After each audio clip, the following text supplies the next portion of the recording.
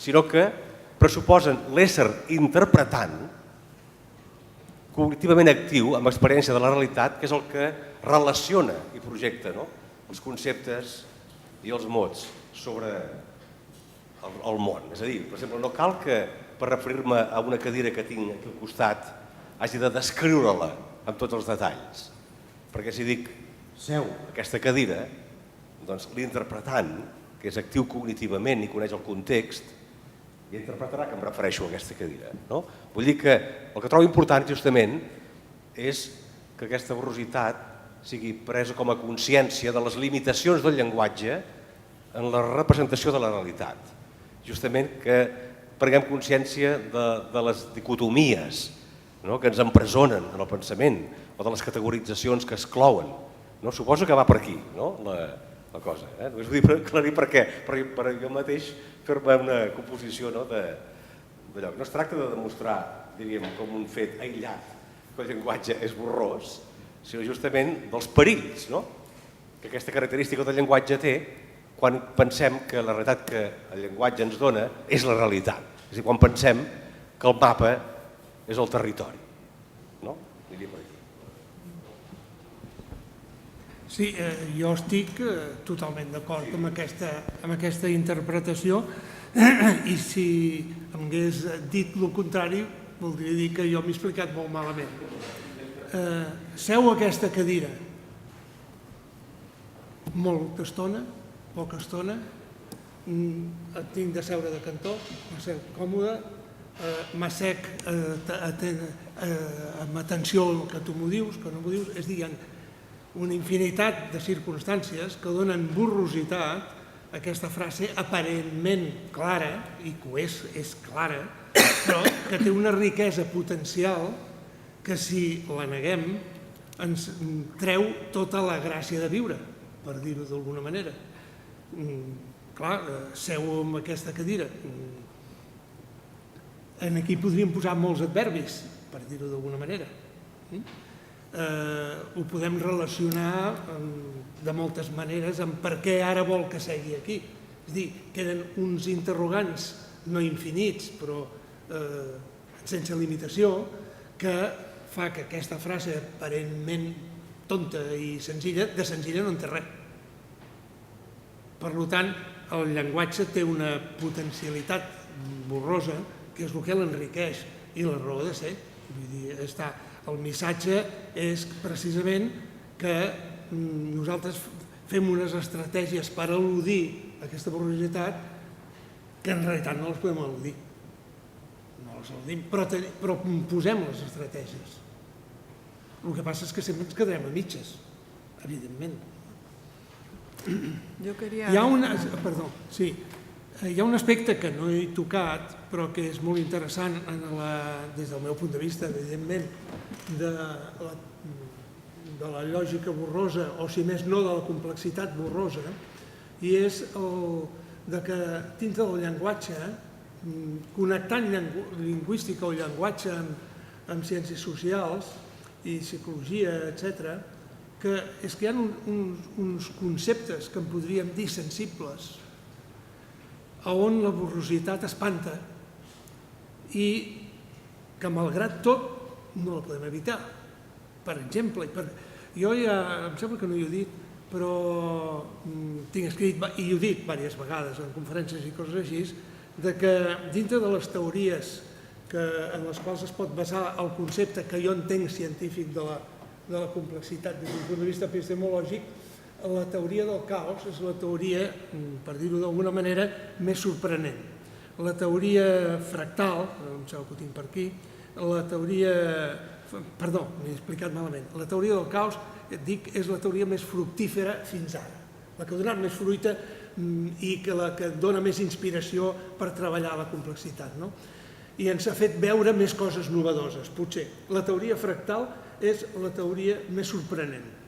Ningú s'ho esperava, jo no sé per què en el Mandelbrot no li han donat un premi Nobel, perquè això d'inventar-se una nova geometria des dels grecs és una cosa molt gruixuda, una cosa molt forta, molt.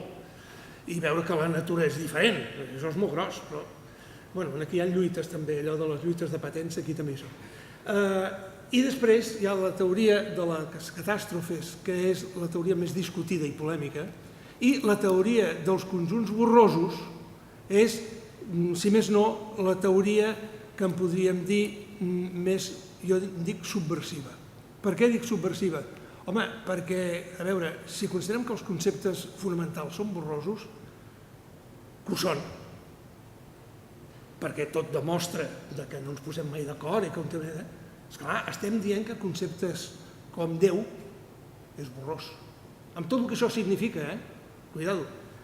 Estem dient que conceptes com benestar és borrós, que conceptes com pàtria és borrós, que conceptes com democràcia és borrós, etc. Aniríem aquí ampliant la cosa. Això és molt gros, perquè fins ara havíem pensat que el concepte, per exemple, de Déu o de dimoni o del que vulguem, és un concepte clar i les religions el tenen com a concepte clar, perquè si no la creença se'n va a l'aire. Aleshores, estem dient una cosa molt grossa quan estem parlant de borrositat dels conceptes, perquè estem, d'alguna manera, en un intercanvi entre l'epistemologia i la ontologia. O sigui, la teoria dels conjunts borrosos és una cosa, però quan estem parlant d'epistemologia borrosa, quan estem parlant de borrositat com una característica inherent i pròpia dels sistemes complexes, estem aprofundint molt més, però molt més, amb uns límits que no sabem fins on arriben perquè no hi són tancats. Aniríem enraonant.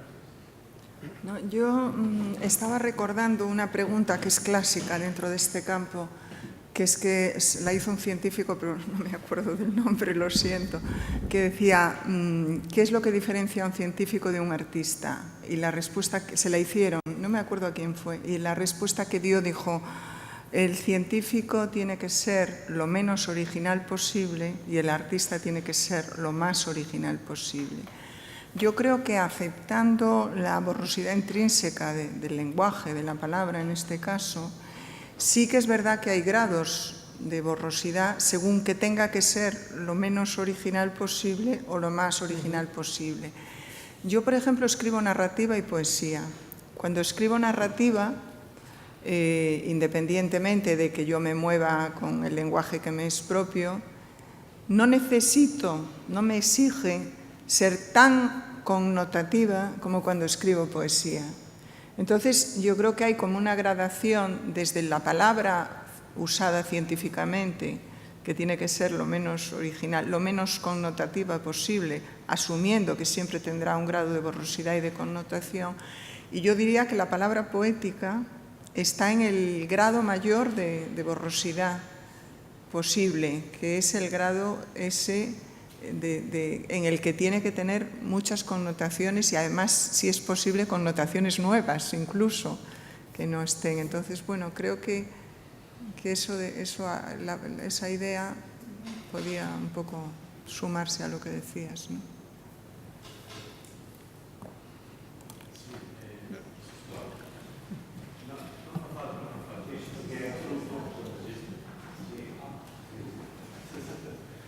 Sí, a lo que ha dit el doctor Montner, està clar que per nosaltres ara molts dels conceptes són borrosos, està clar, els que vostè ha anomenat i moltíssims més. Però durant molts segles el concepte aquest, que per nosaltres és borrós ara, no ho era, era molt clar. Què és el que ha canviat? Sí, nosaltres ara... Una mica més alt, sisplau. Nosaltres ara veiem molt clar que els conceptes majoritàriament són borrosos. Però durant molts segles aquests mateixos conceptes que per nosaltres són borrosos eren claríssims, no eren gens borrosos. Tenien en si mateix ja la borrositat que nosaltres veiem ara o és que alguna cosa ha canviat? No sé si m'explico. I tant, i tant. I tant que s'explica massa. A veure, Jo diria que no tenim temps per aprofundir això, perquè això és una mica el rovell de l'ou. Jo parteixo de la base, ho sento però tinc que començar per aquí, de que el pensament grec trenca amb la tradició del pensament de la Grècia arcaica. I crec que la Grècia arcaica tenia una ambigüitat que era la seva versió del món complex, l'ambigüitat del món, que es troba en la mitologia, es troba en la seva interpretació històrica, etc. I crec que els grecs fan una cosa molt bona i una cosa molt lletja, i és que treuen la complexitat perquè els hi molesta, perquè l'esperit grec és un esperit geomètric, l'esperit grec és de l'ordre, de la bellesa i de la bondat i de l'harmonia, i aleshores això triomfa perquè és molt atractiu, és molt suggerent, és molt còmode, triomfa, troben la manera que això doni resultat, per dir-ho amb algunes paraules. En el Renaixement i més endavant això es va desenvolupant i arriba al nostre temps, segle XIX, on el pensament, diguem-ne, cartesià ja ha triomfat i tot això conforma, a partir dels grecs, un paradigma epistemològic, que jo en dic paradigma de la simplicitat, en virtut del qual interpretem i ens imaginem les coses al món, ens tractem unes a nosaltres, etc. Però arriba el segle XIX, que degut a unes innovacions tecnològiques gestades en el XVIII i una sèrie d'avanços que es produeixen fins i tot des del punt de vista social, etc., i cultural, el món comença a canviar. Resulta que hi ha un senyor que diu, bueno, i què passa si el cinquè postulat de les paral·leles del senyor Euclides fos fals? Potser ho és de fals, això no ho entenem. I llavors surt una geometria diferent, que de moment es diu això és una bestiesa. Però, esclar, el mateix passa, que diu amb la geometria, passa amb altres aspectes que, per exemple, en el món de la física, apareix la física de la relativitat i la física quàntica, que es plantegen el coneixement científic d'una altra manera completament diferent, alleugero sense citar, i podríem dir que apareixen una sèrie d'aspectes, a la matemàtica també, que estan sent apagats dient això que dieu, la nova geometria, per exemple, que he citat abans, no té utilitat, no serveix per res. Curiosament, ara, a partir dels anys 60 del segle passat, per tant ja fa una miqueta encara, però això encara no està paït, a partir dels anys 60 es produeix un fet similar. Ve la teoria del caos i aleshores et presenta una altra manera d'entendre la predictibilitat. I diu, no, el món té molt de impredictible. I diu, no, això no pot ser, el món ha de ser predictible. Et ve la teoria fractal i et diu la geometria de la natura no és la geometria euclídea, en absolut. La geometria de la natura és completament diferent. No, això... La geometria fractal, ja que ara m'ha sortit això, sabem que els antecedents immediats que té són el que en dèiem, o el que en van dir, curves monstruoses. Van dir monstruoses perquè no les entenien des del paradigma de la simplicitat. Perquè les curves monstruoses que han donat lloc al desenvolupament dels fractals, després, primer els fractals matemàtics i després els fractals naturals, doncs es contradiu totalment amb el paradigma de la simplicitat, que és el paradigma grec. I actualment estem en una fase epistemològica molt suggerent i molt interessant perquè, d'alguna manera, donem les gràcies als grecs, però els diem ja en tenim prou. Ara volem canviar, i ara volem veure les coses d'una altra manera. És a dir, s'ha dit, per exemple, de l'Aristòtil, que és el gran tirà, el gran tirano, el gran tirà del pensament humà. Perquè a partir d'ell tothom tenia de pensar com ell. I això, segles. Bé, hi ha un moment en la conferència que he donat de que sembla que me n'enrigui del Sòcrates. Bueno, el Sòcrates hi ha que treure's el barret, evidentment, com del Descartes també hi ha que treure's el barret, però ens han fet molt mal, segons com ens mirem. Si ens ho mirem des de la perspectiva de la complexitat, ens han portat pel camí de l'amargura durant anys, perquè haguéssim pogut anar per altres camins, potser molt més fructífers. El que estic dient pot sonar gros, però és que des de la perspectiva del paradigma de la complexitat les coses es veuen així, no es veuen d'una altra manera. És a dir, actualment estem variant l'enfocament, el marc en què nosaltres contemplem i interpretem el que entenem per realitat. Aleshores, un sistema a la que li diguem complexa i l'analitzem amb els seus aspectes caòtics, que vol dir que és hipersensible a les variacions inicials, que el contemplem, l'analitzem des del punt de vista fractal, que vol dir autosemblança. I autosemblança què vol dir? Que és el mateix i no és el mateix. Com és això? Això va contra el principi de contradicció. El mateix que no és el mateix. Això no s'entén. Jo algunes vegades, en alguna conferència que he donat, des del punt de vista psicològic, hi ha un gran debat sobre la personalitat des de sempre, les teories de la personalitat. Bé, les teories de la personalitat, contemplades des de l'àmbit psicològic, complexa, com a sistema complex, jo com a sistema complex, jo soc el mateix d'ahir, però no soc el mateix d'ahir, soc el d'avui. És a dir, jo soc el mateix i no soc el mateix, perquè jo soc fractal, evidentment, el meu sistema és fractal, jo soc autosemblant a mi mateix, semblant, no igual, semblant. Per tant, la meva personalitat, entesa d'una manera complexa, és una personalitat que des del paradigma de la simplicitat no entén res. No solament no entén res, sinó que em creu problema d'entendre'm. I qui diu això, doncs podríem entrar en la teoria de les catàstrofes i podríem entrar en la teoria de les teories de l'autoorganització, podríem entrar en la teoria de l'emergència, podríem entrar en les teories per exemple, de les xarxes, etc., que són aspectes analítics d'un sistema complex des d'un punt de vista, diguem-ne, científic. No sé si he contestat perquè... Yo quería añadir algo, si puedo.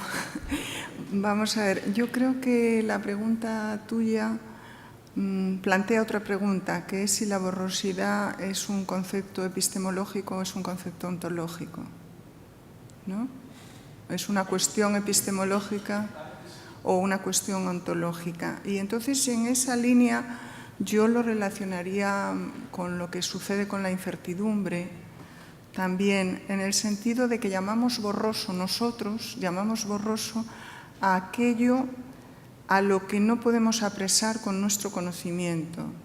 O sea, desde un punto de vista epistemológico,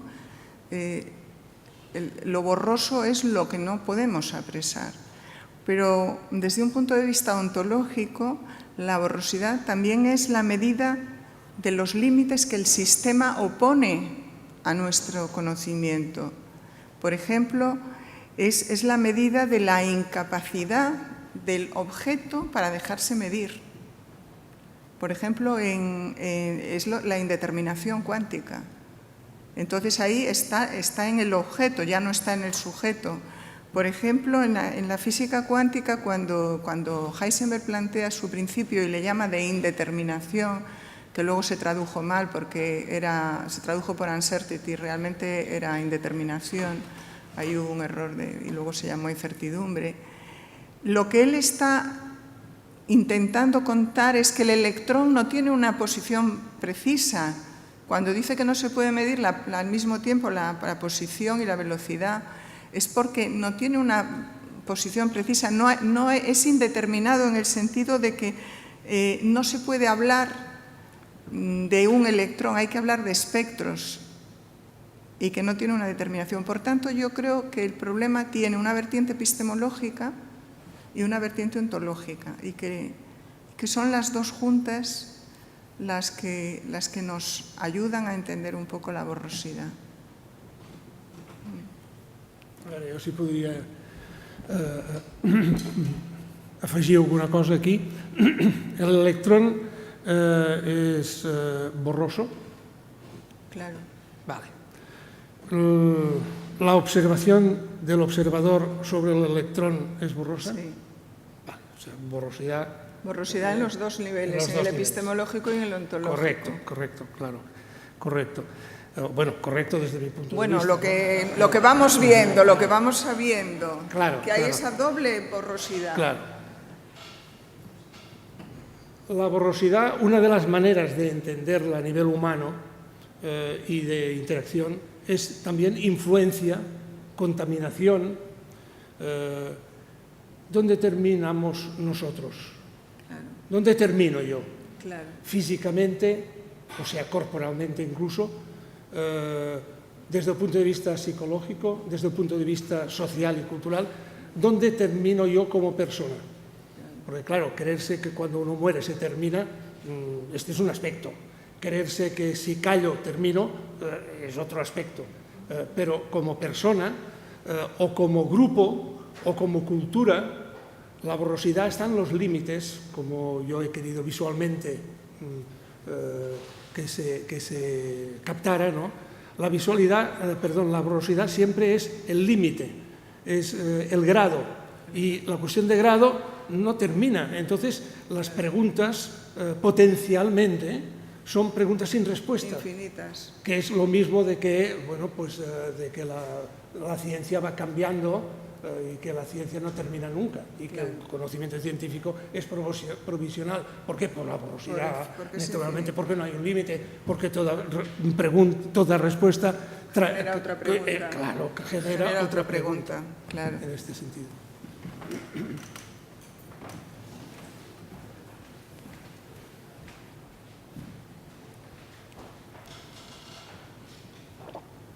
Bueno, siguiendo con esto, pero yo también pienso el mismo sistema complejo, las mismas leyes de la complejidad, lo que nos están diciendo, pueden decir, es que, de hecho, el sistema complejo en un momento determinado va a pasar a una nueva manera de organizarse y, por lo tanto, yo pienso también de cara a la lingüística, yo vengo del terreno de la ciencia biológica, pero yo pienso, bueno, habrá de nuevo o no, posiblemente se empezarán a crear o nuevos conceptos o nuevas palabras que nos expresen entonces algo también diferente, que se crea un nivel diferente del que estamos entonces hablando, y que por lo tanto, bueno, pues ahí el sistema es impredecible, y que por lo tanto, pues ¿Perdón? el sistema no se puede predecir, y podemos aspirar también a que nuevas palabras o nuevos conceptos nos estén pudiendo volver a dar algo más amplio de lo que nosotros estamos entendiendo o unos conceptos diferentes. Es decir, cualquiera de las palabras que usted dijo, ¿no? Pues posiblemente tenemos que aumentar muchísimo más todo lo que estamos pensando con respecto a algunos de los conceptos que tenemos.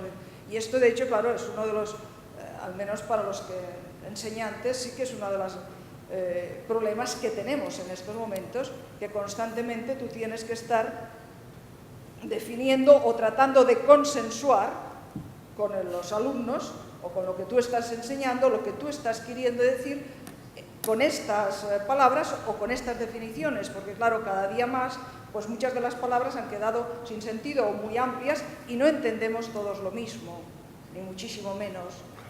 La convivencia en estos momentos de tantísimas personas y diríamos, desde una mentalidad distinta y a veces no compleja, unos lineales, otros no lineales. Pues esto es lo que realmente nos está y nos puede dificultar, y es una de las cosas que yo creo que hay mucho trabajo también por hacer, ¿no? Porque, por ejemplo, cuando tú decías esto, claro, yo misma dentro del mundo de la ciencia, pues me encanta poder asistir o reflexionar sobre todo esto, pero uno está muy lejos lo que se está conociendo, sabiendo, de lo que se está aplicando. La ciencia, en su mayoría, el mundo científico, está aún muy linealmente y muy racionalmente. Claro, cuando tú estás empezando a explicar, o tratas de explicar, yo de historia del conocimiento, evolución del conocimiento, tratando entonces de entrar en estos conceptos y partir de un paradigma de la ciencia totalmente nuevo, bueno, estás chocando con la realidad de los alumnos porque les están explicando. Es decir, tú lo puedes decir en esta teoría, en la teoría del conocimiento, pero se está chocando constantemente con la realidad con la cual se está viviendo. Es decir, claro, es un momento que yo creo interesantísimo a nivel de pensamiento y muy feliz a nivel de pensamiento, pero cuando uno va a la realidad, pues es muy infeliz.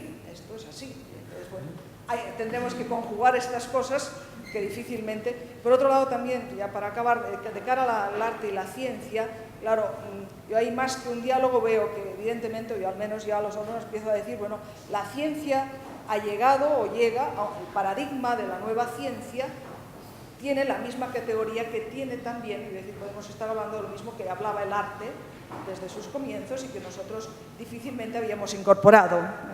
Y por lo tanto, pues ahora yo creo que evidentemente pues se está incorporando este nuevo paradigma en el cual pues todo el mundo no solamente la ciencia es lo racional, sino también es lo intuitivo y lo pragmático, ¿no?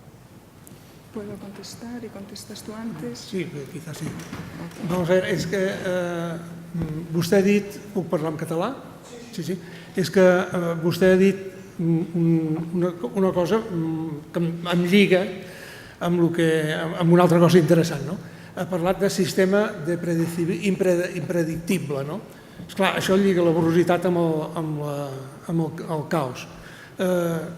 És que nosaltres, jo diria que a partir dels grecs, sobretot de com ens han configurat la ment, que en cert aspecte ha sigut molt exitós, és la gran aportació de la cultura grega, és la filosofia grega i la ciència, o els fonaments de la ciència des del seu punt de vista, nosaltres tenim actualment, per socialització cultural i de tot tipus, tenim un terror a el que és insegur, impredecible, impredictible, tot el que representa indefinició, etc. És irracional, podríem dir, aquest terror. Per què? Perquè vivim amb una impredecibilitat total i constant. Exemple, quan sortim d'aquí, sortirem i alguns parlaran. Qui parlarà primer? De què parlarem? A qui veurem? Estarem molt rato junts o no? Ens entendrem o no ens entendrem? I què passa si jo vaig més de pressa que l'altre? És a dir, la impredecibilitat o impredictibilitat del món que ens rodeja psicològicament, físicament, socialment, des de tots els punts de vista és total i estem habituats. I naturalment vivim en un sistema que és caòtic, caòtic amb el sentit profund que ara donem a la paraula caos. Aleshores, esclar, el nostre comportament està per naturalesa adaptat a la impredictibilitat. Però, en canvi, la mentalitat, diguem-ne, grega, ens va posar a dintre l'ànsia i la necessitat de seguretat, la necessitat de certesa. I aleshores, encara que jo, per exemple, si estic parlant amb un altre, no sé l'altre què em contestarà ni què em dirà, però em quedo tan tranquil i quan l'altre m'ho digui, jo ja el respondré, no hi ha problema. Però això ho vivim d'antemano com un problema d'inseguretat i quan la ciència, per exemple, té molts aspectes d'impredecibilitat. Els grans invents científics, molts d'ells han sigut per serendipity, per casualitat, cuidado, casualitat d'una persona que sap captar i donar sentit a la casualitat. La serendipity no és, mira, ja està, no, hi ha un darrere fons.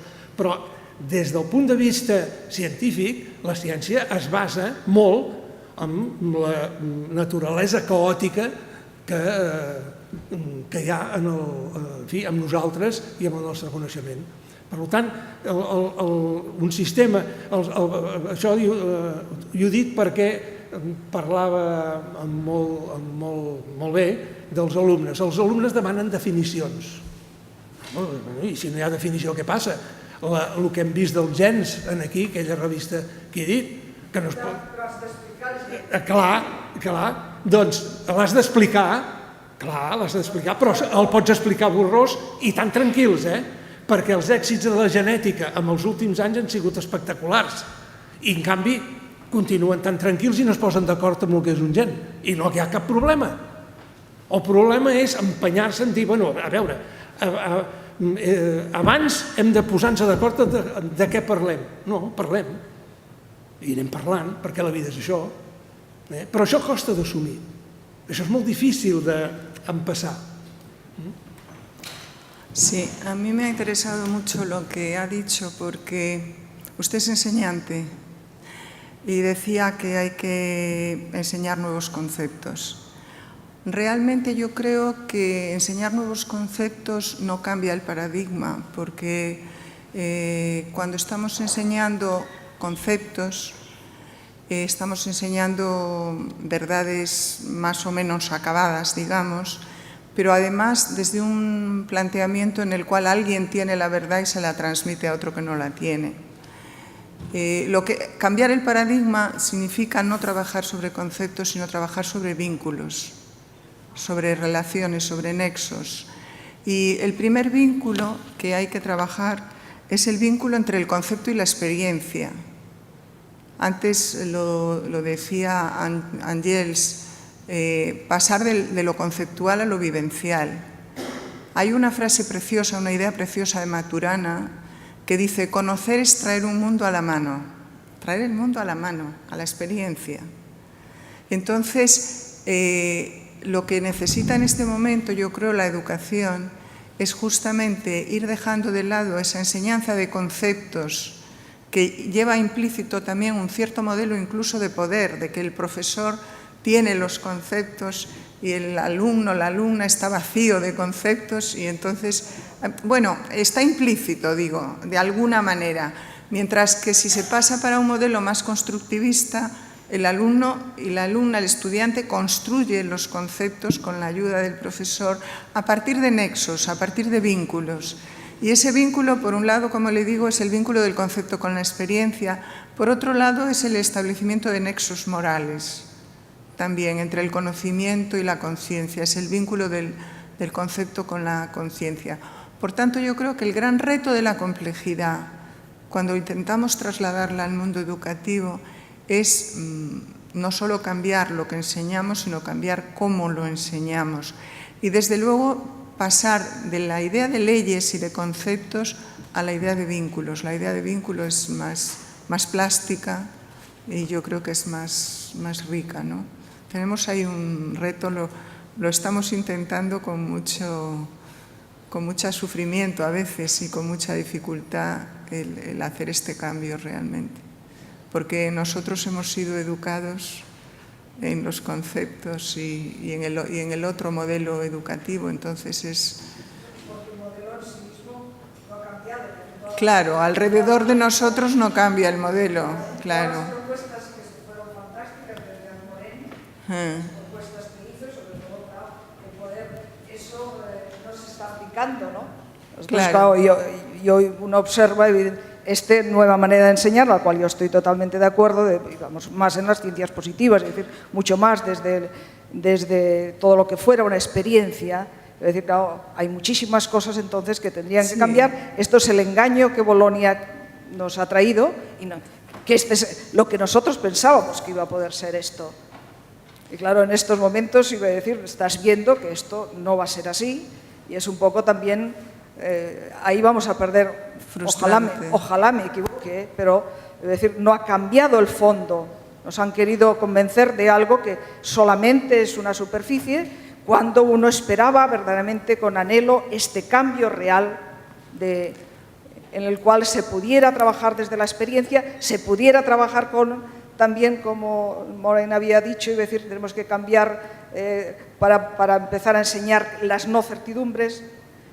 Bueno, mire, yo tenía en el plan viejo de estudios una asignatura en quinto en la que explicaba todo esto. Y los estudiantes, cuando terminaban la asignatura, me llamaban y me decían: ¿cómo han esperado ustedes hasta quinto curso para darnos una mirada sobre el mundo que nos la tenían que haber dado en primero? Porque teníamos que haber trabajado todo el conocimiento sobre esta base, de esta manera de conocer, ¿no?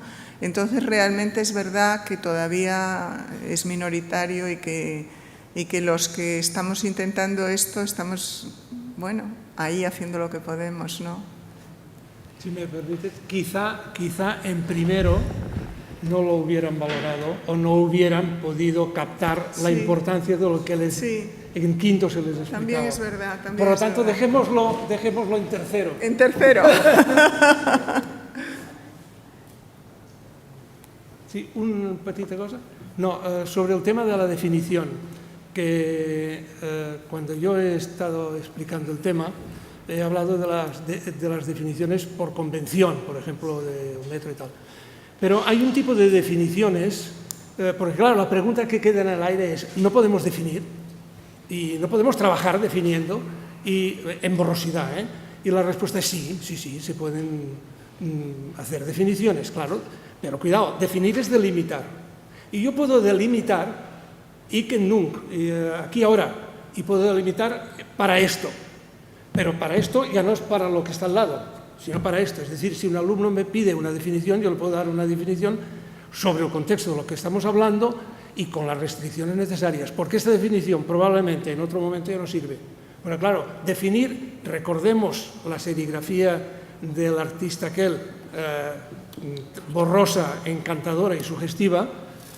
¿Definir qué es? Pues recortar en algún lugar, pero eso no quiere decir que en otro momento pueda recortar un poco más, un poco menos, o arriba. Y es lo mismo, pero no es lo mismo. Siempre el principio de contradicción no contradictoria, ¿eh?